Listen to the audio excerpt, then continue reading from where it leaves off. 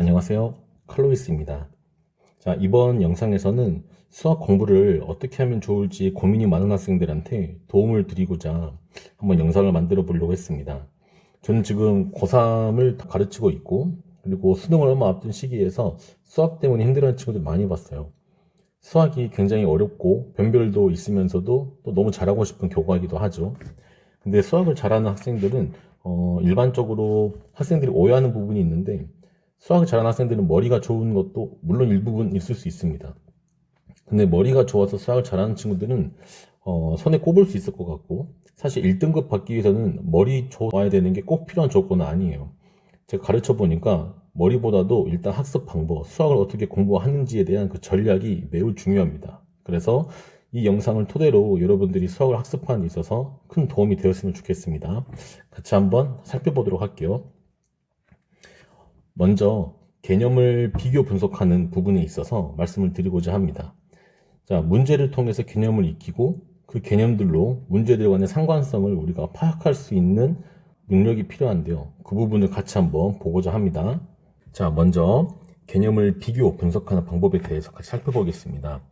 개념을 비교 분석하기 위해서는 문제를 풀어봐야 되잖아요. 제가 지금은 이 문제를 푸는 게 목적은 아니기 때문에 빠르게 풀어놓고 그 풀이를 토대로 어떻게 개념을 문제에서 추출을 하고 문제 해결 전략을 어떻게 추출을 하고 그를 토대로 다른 문제를 어떻게 분석하고 해결할 수 있는지를 한번 그런 관점에서 한번 살펴보도록 할게요. 먼저 지금 2022학년도 9월 똑같은 해에 있었던 수능 문제 두 개를 가지고 왔습니다. 먼저 10번, 왼쪽에 있는 10번부터 빠르게 한번 살펴보도록 할게요. 다시 한번 말씀드리지만 문제를 푸는 게 목적 아니니까 제가 빠르게 풀겠습니다. 자, 10번 보시면 여기 삼각함수가 나와 있죠. 이 삼각함수의 주기를 찾아볼 수 있는데 이 주기는 b분의 2가 나옵니다. 자, 그리고 직선 y는 a와 만나는 서로 다른 두 점을 a, b라고 한다는데 y가 a일 때의 x값을 찾을 수 있어요. a sin b 파이 x가 a가 되는 그 x는 2b분의 1, 즉 a의 좌표는 2b분의 1, a라고 할 수 있고, 자, b라는 좌표는 a와 b는 삼각함수의 한 주기만큼 흘러갔죠. 주기는 b분의 2니까 b분의 2만큼 더해지는 겁니다. x값이. 그러니까 2b분의 4니까 얘는 2b분의 5, a가 되겠죠. 그러면 얘를 토대로 자, 삼각형 OAB의 넓이는 5라고 하니까 여기서 나올 수 있는 식은 삼각형 OAB면 밑변을 AB라고 보고 높이를 이 변으로 보면 되겠죠. 그래서 2분의 1 곱하기 밑변 2b분의 4 곱하기 높이 A, 그게 지금 5다라고 할 수 있고 이 식을 정리하면은 A는 5B다라는 식이 나옵니다. 또 직선 OA의 기울기와 OB의 기울기 곱이 4분의 5라고 하니까 기울기 구할 수 있죠. X값의 증가량분의 Y값의 증가량이니까 그대로 시킨 대로 쓰면 됩니다. 수학은 항상 기본 마인드는 말하는 대로 수식으로 표현한다. 자, 이 친구가 4분의 5가 돼야 돼요. 그럼 여기서 나오는 식은 또 뭐냐? A 곱하기 B는 4분의 5라는 겁니다. 그러면 여기 있는 A는 5B라는 식과 A 곱하기 B는 4분의 5라는 걸 연립하면은 A는 2분의 5, 그리고 B는 2분의 1. 두 개 더하면 3이라고 할 수 있습니다. 10번을 다 풀면은, 이건 이렇게 푸는구나 라고 외우시면은 안 되는 겁니다. 자, 먼저 이 문제를 정리하면서 첫 번째. 삼각함수가 나오면 이런 거를 다양한 문제를 통해서 여러분들 하셔야 되는 거예요. 삼각함수가 나오면 나는 주기를 사용하겠다. 그리고 여러분 참고로 대칭성도 사용할 수 있습니다. 삼각함수는. 자, 특히 이 주기를 사용하면 내가 뭘 할 수 있냐. 자, A라는 점의 좌표 세팅했을 때 B라는 좌표를 찾는데 이 주기를 사용을 했죠. 그래서 어떤 한 점으로부터 다른 점의 좌표를 표현하는 데 사용될 수 있다.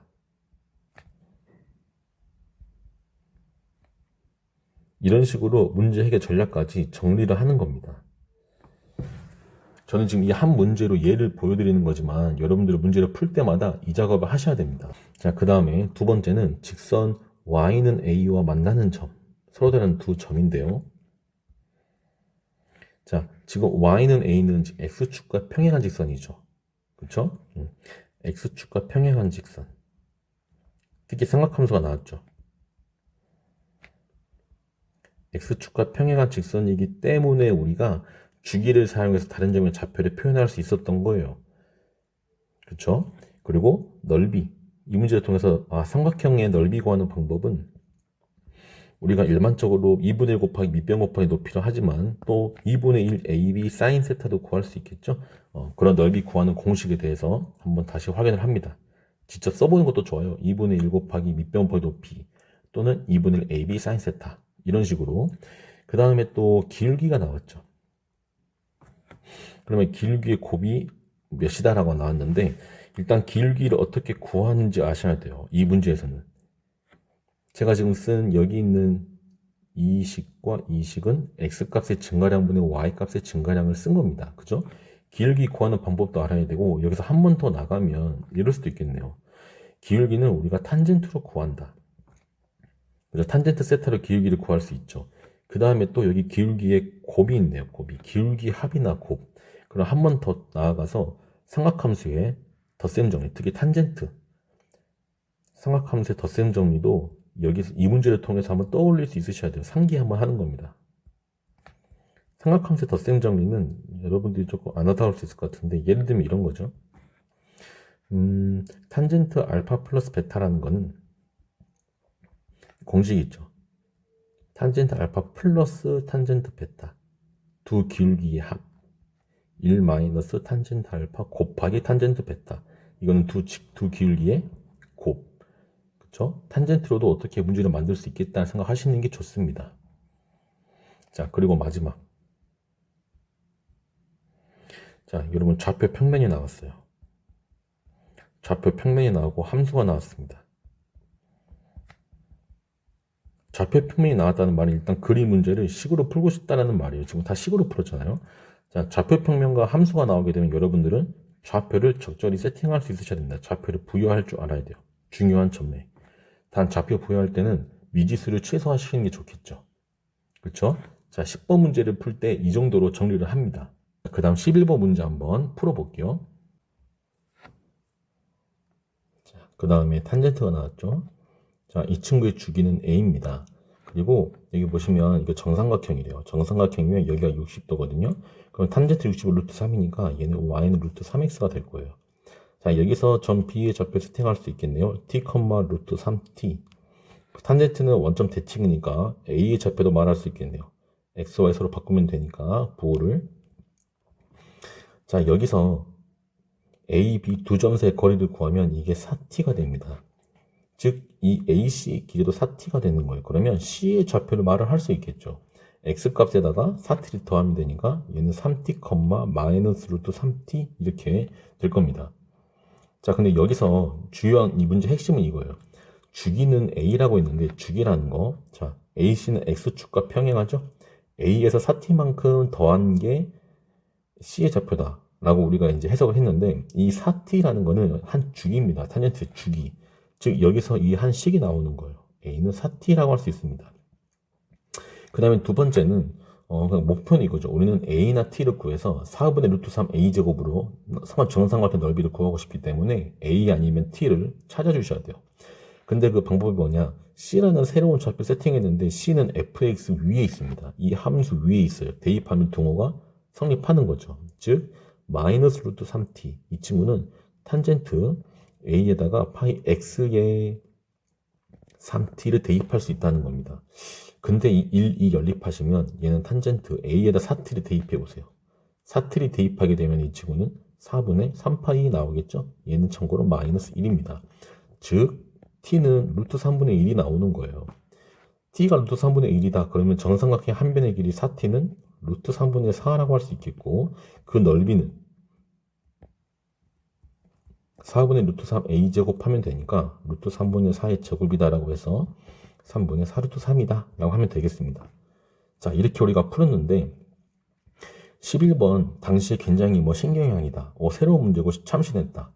11번 문제 위치한 거에 비해서 비교적 어려운 편에 속했다 라고 하는 건데 사실 옆에 있는 9월 평가원 문제를 보면 11번은 전혀 새로운 게 아닙니다. 둘은 똑같은 문제입니다. 왜 똑같은 문제냐 한번 설명을 드릴게요. 자, 왜 9월 10번과 11월 11번이 똑같은 문제냐면은 9월에서 했던 경험 1번부터 볼게요. 자, 우리 이 1번부터 삼각함수를 보면은 주기랑 대칭성을 떠올릴 수 있는데 2번이랑 같이 봅니다. X축과 평행한 직선이 있으면 주기를 사용해서 다른 점의 좌표를 표현을 할 수 있어요. 그러면 11번 문제를 봤을 때 이 삼각함수를 봤습니다. 당연히 주기 찾고 싶겠죠. 이 주기 A라는 게 여기 봤더니 점 A를 지나고 X축에 평행한 직선, X축에 평행한 직선이래요. 그러면 이 길이는 결국에 한 주기 A다. 이때 사티는 A다라는 말을 할 수 있겠죠. 일단 A다를 할 수 있습니다. 그 다음에 정삼각형, 삼각형 ABC는 정삼각형이라고 했는데 정삼각형이면은 이 둘이가 서로 평행하니까 동위각으로 이 60도가 60도가 됩니다. 근데 이 기울기, 4번 조건, 기울기는 탄젠트를 사용해서도 표현할 수 있죠. y는 루트 3x 라는 거를 탄젠트 60을 사용해서 표현할 수 있습니다. 그러면 5번 수능 문제 보면은 당연히 좌표 평면과 함수가 있으니까 좌표 부여하고 싶은 이건 기본이에요. 근데 이 좌표를 부여할 때 이 점 B를 우리가 t, 루트 3t라고 했는데 이걸 a, b 이렇게 문자를 여러 개 놓으면 문제가 점점 어렵겠죠. 그래서 어떻게 하면 점 B의 좌표를 간단하게 표현해 볼까 라는 고민에서 y는 루트 3x를 사용해서 해보자 해서 세팅합니다. 점 B를. 그럼 탄젠트의 성질을 사용해서 당연히 점 A의 좌표를 찾을 수 있겠고, 자, 그리고 동시에 주기를 사용해서 다른 점의 좌표를 표현할 수 있다고 그랬으니까 점 C의 좌표를 표현할 수 있었겠죠. 그러면은 이 T와 A라는 이 관계식을 알고 싶었는데 이런 거예요. 나는 결국에 정삼각형의 넓이를 찾아야 되고, 넓이라는 거는 4분의 루트 3 A제곱, 물론 이 A는 문제의 A는 아니겠지만 정삼각형 한 변의 길을 알고 싶다. 이 한 변의 길을 아셔야 돼요. 한 변의 길을 알기 위해서 어떻게 할까라는 고민을 하다 보면은 한 변의 길이는 일단 A라는 걸 알고 있죠. 주기이기 때문에. 근데 봤더니 두 점 사이의 거리 구하는 공식을 사용하면은 T라는 어떤 식이 나올 수 있을 것 같습니다. 그럼 여기서 이런 생각하는 거예요. C라는 좌표, 이 C라는 점도 이 함수 fx 위에 있는데 대입하면 등호성립하는데 대입했을 때, 자, 대입하면 이 식이 나오죠. 대입했을 때 A와 T가 서로 다른 문자이기 때문에 해결이 쉽지 않다. 근데 두 점 사이의 거리 구하는 공식으로 뭔가 T와 A의 연관된 식을 말할 수 있겠다. 여기 아이디어에 착안해서 두 점 사이의 거리 구하는 공식 구하고 4T는 A라는 식을 얻어내서 대입하는 겁니다. 그럼 나머지는 자연스럽게 풀어갈 수 있겠죠. 자, 11번을 이렇게 자연스럽게 풀기 위해서는 이 10번에 있는 이런 문제 해결 전략, 이런 것들이 충분히 마음 가운데, 머리 가운데죠. 인지가 되어 있어 주셔야 돼요. 굉장히 자연스러워야 됩니다. 삼각함수로 보면 주기를 찾고 주기를 사용해서 다른 점의 좌표를 세팅할 수 있다라는 그 문제 해결 전략이 너무 자연스럽게 인지되어 있으셔야 되고, 그리고 기울기도 탄젠트를 사용해서 구할 수 있다는 개념이 자연스럽게 인출이 가능해야 됩니다.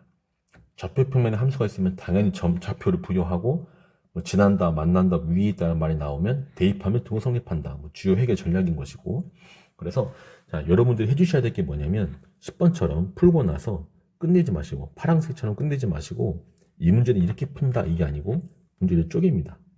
이런 식으로 쪼개서 각각에서 어떻게 해결 전략을 만들 수 있는지 이런 작업을 해주셔야 돼요. 이렇게 작업을 하고 지금 이런 작업한 결과를 11번에 처음 적용하는 게 아니고 여러분 수능 대비하면서 꾸준히 이 작업을 새로운 문제에 적용을 해보셔야 됩니다. 그래야 이 문제 해결 전략이 내 거가 되는 거예요. 새로운 맥락에서도 내 것처럼 자연스럽게 튀어나와서 문제를 해결할 수 있는 겁니다. 그래서 중학생도 그렇고 고등학생도 그렇고 문제 하나를 풀게 되면은 제가 이렇게 했던 것처럼 뭐 하나의 예시를 보여드렸지만 이런 것처럼 각 문제를 잘게 분석하셔야 돼요. 분석하고 그 결과를 새로운 맥락에 적용하는 연습을 해봐야 되는 겁니다. 알겠죠? 이게 개념 비교 분석하는 방법이에요. 자, 그 다음은 개념을 신층적으로 분석하는 방법에 대해서 한번 살펴보도록 할게요. 자, 먼저 AB 길이는 2고 AC 비례는 평행하답니다. 자, 이거 평행하다 하는 순간 우리는 무슨 생각해야 되냐? 중학교 때 배웠던 그 모래시계 공식 있죠? 위에 거들 아래 거는 위에 거들 아래 거는 위에 거들 아래 거, 이 비례식이 성립한다. 근데 AC, BD는 1대2라고 하니까 제가 이 길이 K라고 하면은 얘는 2K라고 할 수 있겠네요. 그 다음에 선분 AB를 1대3 내분한다 그러니까 이 길이는 2분의 1, 이 길이는 2분의 3 할 수 있겠습니다. 자, 그때 삼각형의 외접원이 나왔으니까 우리는 이제 사인 법칙을 쓸 준비를 해주셔야 되고, 이 이상한 식이 있는데 그거는 이제 추후에 분석을 해봐야 될 내용입니다. 그리고 단 CAB는 2분의 1 파이보다 작다고 하죠. 이게 왜 나왔을까 고민을 하다 보면은 결국에 우리는 사인 법칙, 코사인 법칙 뭐 이런 걸 사용해야 될 것 같으니까 삼각함수 세타가 필요해요. 그래서 CAB를 세타라고 세팅할게요. 세타라고. 그러면 억각으로 얘랑 얘랑 각이 똑같기 때문에 여기 있는 이 각은 파이 빼기 세타가 됩니다. 그러면 먼저 삼각형 ABC에서 한번 살펴볼게요. 자, 사인 법칙을 쓰게 되면은 사인 세타분의 세타가 마주보는 편 BC라고 하겠습니다. 여기 세타가 마주보는 편 BC. 이 친구는 반지 이름이 R이니까 이 스몰 r이에요. 여기서 나오는 관계시 BC의 길이를 말할 수 있습니다. 2R 사인 세타. 그쵸? 자, 그 다음에 또 삼각형 ABD에서 왜냐면 ABC, ABD의 왜 저번에 반지름 알려줬으니까 당연히 이렇게 하는 거예요. 그쵸? 자, 사인 법칙 한번 써볼게요. 사인 법칙을 써보시면은 사인 파이 빼기 세타분의 얘가 마주보는 편 AD. 자, 얘는 2 곱하기 라지 R이 됩니다. 근데 여기서 사인 파이 빼기 세타, 이 분모 사인 파이 빼기 세타는 그냥 사인 세타랑 똑같거든요. 그러니까 AD의 길이를 2 곱하기 라지 R 그리고 사인 세타라고 표현을 할 수 있어요. 자, 그러면 여기서 잠시 주어진 식을 보시면 주어진 식, 자, 4R제곱 이거 있죠. 주어진 식이라고 쓸까요? 제가 그냥 주어진 식이라고 쓰겠습니다. 주어진 식에서 지금 C, A, B 우리가 얘를 세타라고 했으니까 얘를 세타로 바꿔서 써볼게요. 그러면 이 식을 이렇게 정리할 수 있어요. 2R 사인 세타의 제곱 마이너스 2 스몰 r 사인 세타의 제곱. 걔는 지금 51입니다 라는 표현입니다. 근데 이게 봤더니 묘하게 BC와 AD의 길이가 정확히 제곱 안에 들어가 있죠. 이게 하는 말이 지금 뭐냐, AD 제곱에서 BC 제곱을 빼면 51이다 라는 말입니다.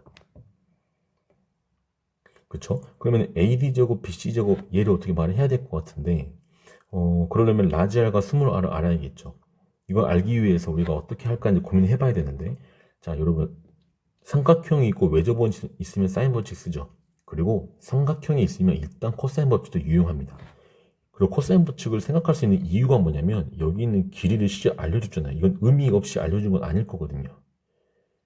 그쵸? 그래서 이 코사인을 사용해서 한번 분석해 볼 거고, 특히 직과 삼각형까지 있으니까 삼각함수 표현이 너무 좋은 상황입니다. 자, 그래서 ABC부터 한번 제가 해보도록 할게요. 자, 코사인 법칙 써보겠습니다. 자, 코사인 세타는 일단 직각삼각형의 입장에서 얘분의 AC분의 AH니까 얘는 2K분의 1 되겠네요. 근데 코사인 법칙 쓰게 되면 우리는 이렇게 할 수 있죠. AB의 길이는 2고 AC는 K, 그리고 끼인각은 세타, 마주보는 변 BC. 그쵸? 그러니까 코사인 법칙 쓰게 되면 2 곱하기 낀 변, 그리고 낀 변 분의, 자, 낀 변의 제곱, 낀 변의 제곱, 그리고 마주보는 변의 제곱, BC의 제곱, 이렇게 할 수 있습니다. 그러면 빨간색이 자꾸 나오네요. 자, 그럼 여기서 BC의 제곱이 정리가 돼요. BC 제곱은 K제곱 플러스 2라고 식이 정리됩니다. 자, 비슷하게 삼각형 ABD에서도 한번 코사인 법칙을 써보도록 할게요. 쓰게 되면 코사인 세타는 파이 빼기 세타라겠죠. 코사인 파이 빼기 세타. 자, 결국에 코사인 파이 빼기 세타는 뭐랑 똑같냐? 코사인 세타의 마이너스 붙인 거랑 똑같죠. 그러니까 얘는 얘를 옆에다 씁시다. 밑에다 쓰면 헷갈릴 수 있으니까요. 마이너스 2K분의 1입니다. 근데 코사인 법칙을 쓰게 되면 2 곱하기 낀변 곱하기 낀변 분의, 자, 낀변의 제곱, 낀변의 제곱, 그리고 마주보는 변의 제곱, AD의 제곱. 얘도 정리하게 되면 AD 제곱이 K에 관한 식으로 표현되는 거예요. 4K 제곱 플러스 8. 그럼 결국에 이 BC 제곱과 AD 제곱을 대입하면 K 값이 나오겠죠. 내가 구하고 싶은 게 뭐예요? AC의 제곱, K의 제곱인 거예요. 그러니까 이 두 식을 연립하게 되면은 K 제곱이 15가 나와서 15가 답이다라고 하시면 됩니다. 자, 이 문제를 풀었습니다. 그러면 이 문제를 풀고, 아, 이건 이렇게 푸는구나, 외워야지, 이렇게 하시면 안 되는 거예요. 앞에서 했던 것처럼 분석하셔야 됩니다. 자, 먼저 이 AC와 BD 평행, 이 그림을 보고 AC와 BD가 평행하다라고 했으니까 1번. 여기서 뭘 떠올려야겠어요? 중학교 때 배웠던, 이거는 뭐 제가 이름 붙이는 겁니다만, 모래시계 공식을 떠올리셔야 돼요. 모래시계가 누워있다 하더라도 생각할 수 있으셔야 되겠죠. 그쵸?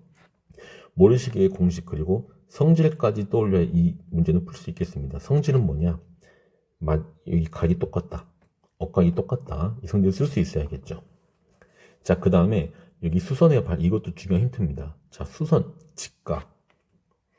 자, 여러분, 직각은 수학에서 굉장히 유용해요. 직각이 나오면 일단 삼각비, 그러니까 삼각함수를 표현하는 게 굉장히 쉬워지죠. 코사인 법칙 같은 거 사용 안 해도 삼각비로 표현할 수 있습니다. 그 다음에 할 수 있는 거는 그 유명한 피타고라스 정리. 피타고라스 정리도 사용할 수 있겠죠. 굉장히 편해지는 거예요. 직각이라는 말이 나오면. 자, 그 이외에도 여러분들이 문제를 풀면서 직각이라는 조건이 나왔을 때 할 수 있는 다른 해결 전략이 있다. 그러면 여러분들이 계속 추가를 시키시는 겁니다. 알겠죠? 자, 그 다음에 뭐 1대3 내분한다 해서 실제 길이 찾는 거는 어렵지는 않고, 자, 세 번째, 삼각형의 외접원이 나왔죠. 자, 삼각형이 나오고 외접원이 나왔다. 그러면은 100 중에 9번은 100 중에 9번이나 하면 안 되죠. 10중 8구는 할게요. 10중 8구는 삼각형이 나오고 외접원이 나오면, 자, 삼각형이 나오고 외접원이 나오면 일단 사인 법칙을 기본적으로 사용할 준비를 해주셔야 됩니다. 자, 근데 이 문제도 풀어서 알겠지만 삼각형은 기본적으로 코사인 법칙을 사용할 수 있는 경우가 굉장히 많아요. 코사인 법칙도 동시에 사용할 수 있어야 돼요. 삼각형이 나왔다는 것 자체만으로. 알겠죠? 자, 그 다음 네 번째. 자, 이거 이상하게 생긴 식. 이상하게 생긴 식인데, 이상하게 생긴 식의 구조를 보세요. 구조. 자, 얘는 지금 다 제곱을 끼고 있죠. 다 제곱을 끼고 있습니다. 그래서 우리가 이 곱셈을 분배 법칙 하듯이 다시 재정리한 식이 이렇게 나오는 거예요. 그러니까 이런 구조가 나왔을 때는 식을 조금 바꿔봐야겠다. 식을 변형하는데 지수 법칙을 사용해서 더 간단하고 이쁘게, 간단할수록 이쁜 거니까 수학은 식을 변형할 생각해 주셔야 됩니다. 마지막으로 뭐 여기 각 CAB가 나와서도 그렇지만 여기 단 CAB 나와서도 그렇지만 얘를 세타로 설정하는 거. 세타를 어디로 설정하냐에 따라서 문제가 산으로 갈 수도 있고 쉬워질 수도 있어요. 세타를 어디로 설정할지 결정하는 방법에 대해서 한 번 더 생각해 주셔야 돼요. 여기는 문제에서 대놓고 각 C, A, B가 어쩌고 저쩌고 나왔으니까 당연히 C, B 세타로 하는 건데, 그게 안 나왔다 하더라도 이 직각이 있죠? 이 직각을 포함하고 있는 이 각이나 이 각이나 이 각이나 이 각 중에 하나를 세타로 설정을 해야 문제 푸는 게 그나마 쉬워집니다. 그렇겠죠? 그래야 그 직각 삼각형을 사용한 삼각 B로 삼각 함수를 표현할 수 있으니까 그 세타를 어떻게 설정하면 좋을지도 고민 한번 해보시면 좋습니다. 이런 식으로 한 문제를 풀면은 개념을 심층적으로 분석해 주셔야 돼요. 그리고 또 다른 문제를 풀다가 계속 이렇게 분석하다가 비슷한 게 겹친다. 비슷한 게 뭐 1번, 2번, 뭐 4번 겹친다. 라고 하면, 아, 이런 상황에서는 1번, 2번, 4번을 주로 많이 쓰는구나 라는 거를 자꾸자꾸 반복하셔야 돼요. 한두 번 알아서는 안 되고, 문제 밑에 이렇게 써놓는다든지, 자기만의 노트에 남겨놓는다든지 해가지고, 그거를 꾸준히 반복해서 보셔야 됩니다. 아주 자연스럽게 느껴질 수 있을 정도로. 알겠죠? 자, 이런 식으로 심층 분석 하나 보면은 어느 순간 비교 분석할 수 있게 되는 거예요. 자, 그럼 이렇게 실제 수학 문제 어떻게 반성적으로 성찰하고 살펴볼지 우리가 좀 봐봤고요. 그 다음은 이제 어떻게 학습을 할지 우리가 한번 살펴보도록 하겠습니다. 자, 요약하면 다음과 같습니다. 첫 번째는 단계단계 살펴보도록 할게요. 자, 개별적인 문제로부터 개념, 그리고 문제 해결 전략을 추출하는 작업이 필요합니다. 자, 문제를 풀고 그 문제의 풀이를 알게 됐어요. 그러면 이 문제는 이렇게 푼다. 이 문제는 이렇게 푼다. 이런 식으로 덩어리째로 외우면 수학에서 문제가 조금 바뀌었을 때 해결이 쉽지 않습니다. 문제를 하나하나 쪼개가지고 분석하면서 이 문제에 필요한 개념이 무엇인지, 개념이 어떻게 문제로 녹아 들어갔는지, 그리고 뭐 여러분들이 생각을 못했던 아이디어들이나 뭐 해설지를 보면서 아니 이걸 어떻게 생각할까 라는 그런 문제 해결 전략들이 있죠. 그런 거를 기출문제나 기존 문제를 통해서 자꾸자꾸 반복해서 연습을 하는 거예요. 알겠죠? 자, 그 다음에는 여러분들이 추출한 개념과 문제 해결 전략, 이거를 문제를 보면 떠오를 수 있을 정도로 연결고리를 만드셔야 됩니다. 그러니까 우리들의 말로 갑툭튀 느낌의 풀이를 자연스러운 풀이로 느껴지게끔 우리가 연결고리를 만드셔야 돼요. 그 방법은 문제를 잘게 쪼개서 어떤 표현이라든지 어떤 식이라든지 이런 것들을 보면은 이런 생각을 해야겠다라는 그런 해결 전략들을 반복적으로 계속 훈련을 하셔야 됩니다. 자, 그 다음은 서로 다른 문제에서 동일한 개념과 문제 해결 전략이 추출이 되면 아까 우리가 앞서서 살펴봤던 거 있죠? 그럴 때는 이런 표현이나 이런 구조가 나왔을 때는 동일한 개념이나 동일한 문제 해결을 사용하는구나 라는 거를 정확히 느끼고 인지하셔야 돼요. 그래서 그런 표현이나 구조를 새로운 맥락에서 봤을 때도 동일한 개념과 동일한 해결 전략을 한번 접근할 수 있는 그 정도의 실력을 갖추셔야 됩니다. 자, 그 다음은 추출된 개념과 문제 해결 전략, 이거를 새로운 문제에 자꾸 적용을 해야 돼요. 세 번째 단계에서 끝나시면은 절대 문제 잘 풀지 못합니다. 암기 과목에 불과한 수준이 될 수 있어요. 수학은 새로운 문제를 많이 풀어보되 새로운 문제를 풀 때마다 늘 자신만의 어떤 창의적인 방법으로 새로운 풀을 그때그때 만들어내는 그런 거 말고 기존에 공부했던 개념, 기존에 공부했던 문제 해결 전략, 이거를 적용하는 차원에서 새로운 문제를 풀어보는 연습이 필요합니다. 그러다가 만약에 막히면 그때 또 그 맥락에서 이러한 해결 전략이 있구나, 이러한 개념을 쓸 수 있구나 라는 것을 그때 파악하시면서 계속 실력을 쌓아가는 거예요. 아시겠죠? 자, 마지막으로는 적용이 충분히 되면 이제 서로 다른 다양한 문제들이 있을 텐데 그걸 동일한 개념, 동일한 해결 전략으로 보면서 똑같은 문제구나 라고 인지할 필요성이 있습니다. 제가 여기서 학교에서 가르쳐 보면 공부 잘하는 학생일수록 서로 다르게 생긴 문제임에도 이거 똑같은 문제인데 왜 또 풀어요? 라고 질문하는 학생이 꽤 있어요. 특히 여러분 스매싱이라든지 센이라든지 보시면 유형별로 묶여 있죠. 근데 이게 공부를 잘하는 학생일수록 그 모든 유형의 문제가 같은 문제다라고 인지하는 그 폭이 훨씬 높습니다. 공부를 못할수록 약간만 바뀌어도 이건 서로 다른 문제다라고 생각하는 경우가 있어요. 그건 왜 그러냐면 공부를 잘하는 학생은 개념과 문제 해결 전략으로 접근을 하기 때문에 개념과 문제 해결 전략이 똑같다면 그 문제는 동일한 문제로 자연스럽게 받아들이는 경향이 있습니다. 근데 공부를 약간 못하는 친구들이나 수학 실력이 부족한 친구들은 풀이법이 좀만 달라지면 서로 다른 문제라고 인식하는 경향이 있어요. 그게 문제를 그 덩어리째 외우냐 아니면은 잘게 쪼개가지고 개념과 문제 해결 전략으로 접근하냐 그 차이입니다. 그래서 가급적 많은 다양한 문제들을 하나의 개념으로 묶어가지고 같은 문제구나 라고 인식할 필요성이 있습니다. 아시겠죠? 자, 그 다음은 각 단계별 개념학습, 유형학습, 또 심화학습, 기출, 분석, 이 단계별로 어떻게 수학을 공부하면 좋을지 한번 말씀 나눠보도록 할게요. 첫 번째, 개념학습부터 살펴보도록 할게요. 자, 먼저 지속적으로 자기가 반복학습할 기본서를 선정하고 바이블 같은 거 있죠? 일정한 양을 지속적으로 학습하셔야 됩니다. 일정한 양을 지속적으로 이 말은 기본서를 한 번 보고 말 책이 아니에요. 기본서 같은 경우는 반복해서 꾸준히 보면서 그 내용을 모두 숙달하셔야 됩니다. 그렇게 하기 위해서는 자기가 일정한 양을 꾸준히 정해놓고 계속 학습하셔야 돼요. 한 바퀴 다 학습했으면 두 번째, 세 번째, 네 번째 반복하면서 기본서에 있는 내용들, 특히 문제 같은 경우는 당연히 다 풀 수 있어야 되고 그 개념 같은 것들도 기본서에 있는 개념들이 있죠. 기본서에 있는 개념들 같은 경우도 백지에다가 다 나열을 할 수 있으셔야 됩니다. 막상 A4 딱 꺼내놓고 2차 방정식에 써보세요 라고 하면은 2차 방식 문제를 다 푸는 학생이라 하더라도 막상 개념을 쓰라고 하면 뭘 써야 될지 막연한 상태가 있어요. 개념을 A4에 백지에 쓰지 못하면 문제 풀 때 그 개념을 떠올린다는 것도 사실 쉽진 않습니다. 다양한 개념을 내가 마음껏 조합을 해서 문제를 해결하기 위해서는 개념이 자연스럽게 생각이 막 나셔야 돼요. 그러려면은 자꾸자꾸 백지에 내가 알고 있는 개념을 써보면서 처음에는 많이 못 쓴다 하더라도 그걸 반복해서 목표는 이런 겁니다. 기본서에 있는 내용이 빠짐없이 내 머릿속에서 인출이 가능해야 됩니다.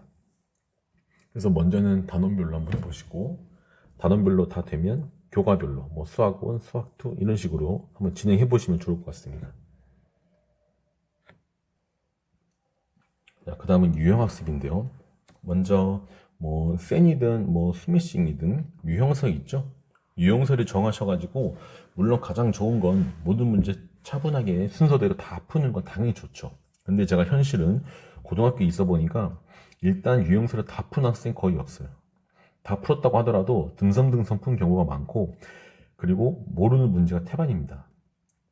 수학 한 책을 공부를 했는데 모르는 문제가 태반이면은 사실 그거는 공부를 했다라고 말하기는 조금 애매한 부분이 있죠. 공부를 잘못한 거예요. 유형사에서 그래서 개념별로 먼저 대표 문제를 풀고, 그리고 두 문제씩 우선적으로 풀어보는 겁니다. 목표는 한 바퀴 돌면서 그 이전 내용을 당연히 잊어먹을 수 있죠. 그래서 여러 번 반복하는 게 목표인 겁니다. 여러 번 반복하면서 익숙하게 되고, 또한 그 과정을 자주 접하다 보면은 내가 알게 모르게 그런 문제 해결 과정이 자연스럽게 느껴질 수 있겠죠. 그게 목표예요. 그래서 대표 문제나 두 문제 정도 풀어놓고, 또 다시 학습할 때 두 문제를 추가를 하고, 또 다시 학습할 때 기존에 풀었던 것들 복습하면서 또 한 문제를 추가하고, 이런 식으로 지속적으로 강화한다라는 느낌으로 반복하면서 누적 학습을 진행해주면 좋을 것 같습니다. 그 다음은 답지를 언제 봅니까? 라는 건데, 유형학습 같은 경우는 말이죠. 여러분들의 문제 해결력, 뭐 사고력, 창의력, 물론 이거는 유형학습에서도 올려야 되지만, 유형학습의 목표는 개념이 이렇게 문제가 나온다, 개념이 이런 식으로 문제가 된다는 걸 알려주고 싶은 겁니다. 그게 첫 번째예요. 그러니까 이 유형은 이러이러한 개념을 사용해서 이렇게 해결한다라는 걸 학습하는 게 유형학습의 목적이다 보니까, 해답지를 너무 보지 않고 자기 혼자 계속 끙끙대는 거는 효과는 있을 수 있죠. 근데 효율 면에서 굉장히 떨어집니다. 특히 시간이 부족한 고등학생 입장에서는 그 해설을 보는 타이밍을 잘 잡아야 되는데, 이거는 물론 케바케, 각자가 선택해서 각자가 책임지고 그 결과에 뭐 책임지는 거예요. 근데 제가 추천드리기는, 유형학습 같은 경우는 문제 해결이 막히면 거기서부터 3분 정도 더 고민을 해보고, 안 되면 해설 참고를 해보는 게 좋을 것 같습니다. 단 해설을 보고 이해가 됐으면 반드시 해설을 덮고 처음부터 다시 풀어보셔야 돼요. 해설 보고 이해돼서 자기가 막힌 부분만 보고 하고 넘어가 버리면 다음에 다시 막힐 확률이 꽤 있습니다. 그러니까 해설 보는 타이밍, 시간은 제가 3분이라고 했지만 이거는 주관적인 거라서 각자 5분이면 5분, 10분이면 10분 이건 정하시고, 반드시 그 시간이 넘어가지 않도록, 그래서 효율적으로 학습 진행할 수 있도록 좀 시간을 컨트롤 하시면 어떨까 싶습니다. 자, 그 다음은 심화학습인데요. 자, 심화학습은 투 트랙이 필요합니다. 고등학교로 말하면 이제 어려운 문제, 소위 뭐 킬러 문항이라고도 할 수 있고, 4점짜리 문항이라 할 수도 있겠죠. 투 트랙이 필요한데, 먼저 고난이도 문항, 킬러 문항 수준, 이런 문제의 경우는 물론 문제를 풀어서 맞추면 가장 좋죠. 가장 좋지만, 먼저는 킬러 문항 같은 경우 한 문제를 정해놓고 일주일 동안 매일 20분씩 투자를 해가지고 스스로의 힘으로 문제를 해결해보는 경험을 쌓아가셔야 됩니다. 답지 보고 그냥 빨리 이해하고 외우는 게 킬러 문항의 목적이 아니에요. 그건 유형학습. 이전에 말씀드린 유형학습 할 때 그렇게 하는 거지, 킬러 문항은 자기가 충분히 고민하고 다양한 시각으로 다양한 관점에서 다양하게 풀어보면서 막히고 그 유일한 해결 방법을 찾는다든지, 그렇게 다양한 사고를 하는 게 목적인 문항이지, 이 문제를 어떻게 푸는지 외우는 건 사실 의미가 크게 없습니다. 그래서 일주일 동안 매일 20분씩 들여서 한번 풀어보시고, 근데 일주일이 지났는데도 못 풀었다, 그때 어쩔 수 없죠. 우리가 또 효율을 따져야 되기 때문에 답지 보고 이렇게 하는구나 라고 이해를 하시고, 다시 새로운 문항을 선택해서 다시 고민을 하면서 문제를 스스로의 힘으로 풀어보는 경험이 필요합니다. 그때 문제가 안 풀린다고 지쳐버릴 수 있어요. 그래서 이 킬러 문항을 공부할 때는 먼저는 문제 해결하는 게 목표가 아니다, 다양한 방식으로 고민을 하는 그 자체가 공부하는 시간이다라는 생각을 여러분들 가져주시면 좋을 것 같습니다.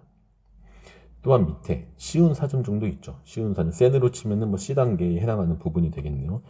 고난이도 문항, 이런 쉬운 4점짜리 해결할 때는 물론 4점짜리는 해답지를 가급적 보지 않는 게 좋습니다. 이건 유형학습과 달라요. 유형학습은 유형을 학습하라는 거지만, 심화학습은 어려운 문제를 해결해내는 능력을 내가 기르는 거거든요. 이때는 해설의 도움을 가급적 받지 않는 게 좋은데, 그렇다고 우리가 또 학습의 효율성을 안 따질 수는 없기 때문에, 그래서 제가 주관적으로 드리는 말씀입니다만, 도저히 못 풀겠다고 느끼는 그 순간이 생기면 그때부터 5분만 더 고민을 해보고, 그래도 안 될 경우에는 해설지를 참고하시면 좋을 것 같습니다. 그리고 당연히 해설지 참고한 순간 다 이해가 되면 덮고 자기 힘으로 다시 처음부터 풀어보셔야 됩니다. 그리고 사전자료는 특히 그렇지만 제가 앞에서 예시로 보여드린 게 있죠. 문제를 개별적으로도 분석을 하셔야 되고 심층 분석도 하셔야 되고 비교 분석도 하셔야 됩니다. 이 작업은 계속 모든 문제를 통해서 하셔야 되는 거예요. 그건 수학학습의 기본인 겁니다. 알겠죠? 자, 그 다음에 기출 분석인데요.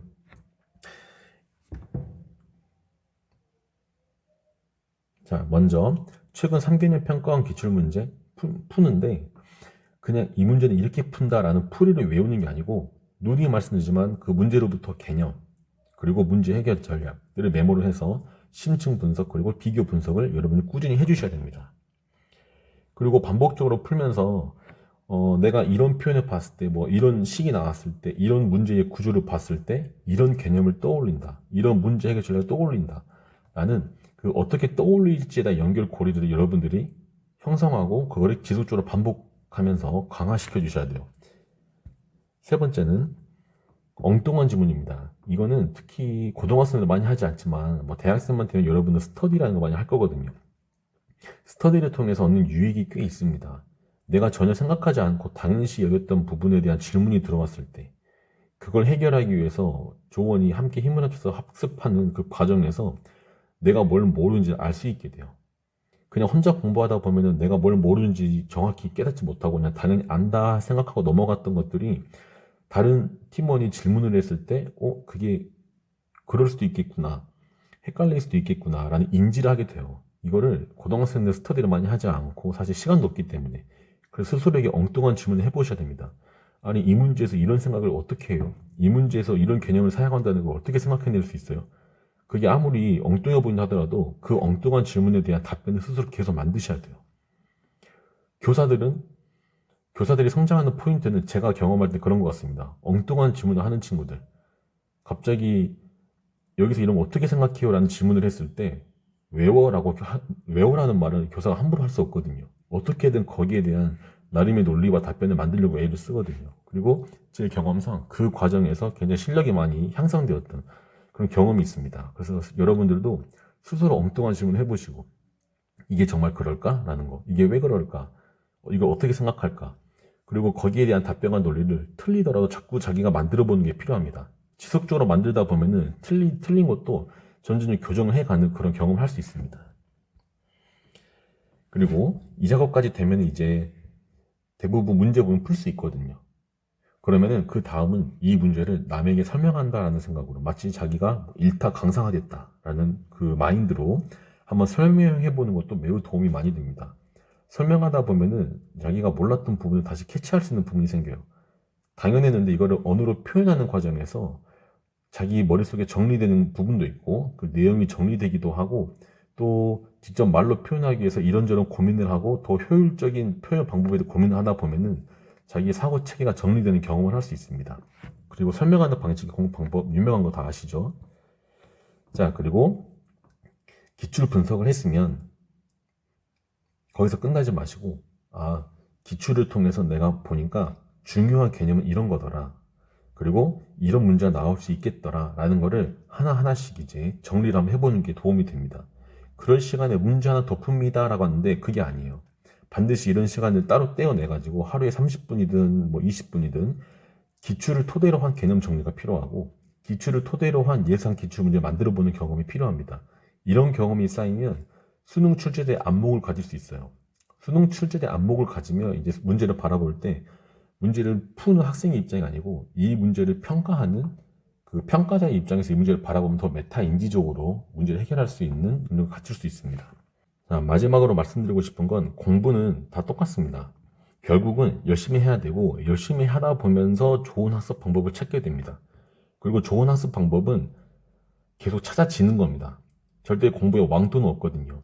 그러니까 여러분 공부를 할 때 그냥 열심히만 하려고 막연히 열심히만 하지 마시고 자기의 학습 전략을 계속 개선한다라는 관점을 가지고 물론 시도 때도 없이 계속 공부 방법 바꾸면 안 되겠죠. 하지만 점진적으로 자기 공부 방법을 개선시킨다라는 자세로 공부해 주시고 공부를 어떻게 해야 될지 방법을 찾고 공부를 하는 게 아닙니다. 공부를 하면서 공부 방법을 찾는 거예요. 그래서 여기 애니메이션 덤보의 대사를 제가 좋아하는데 매일 매분 매초 인생을 바꿀 수 있는 기회가 분명히 주어질 수 있습니다. 우리가 놓치는 부분이 있지만 언제 어떤 내가 생각을 하고 어떤 행동을 하느냐에 따라서 우리 인생이 정말 확 달라질 수 있어요. 그래서 드리고 싶은 말씀은 어제의 반성과 내일의 희망 사이 오늘이 기회가 있습니다. 지금이 기회입니다. 이 기회를 잘 잡는 여러분 되기를 바라고 이 영상을 잘 참고해서 여러분의 수학학습에 반드시 도움이 되셨으면 좋겠습니다. 영상 봐주시고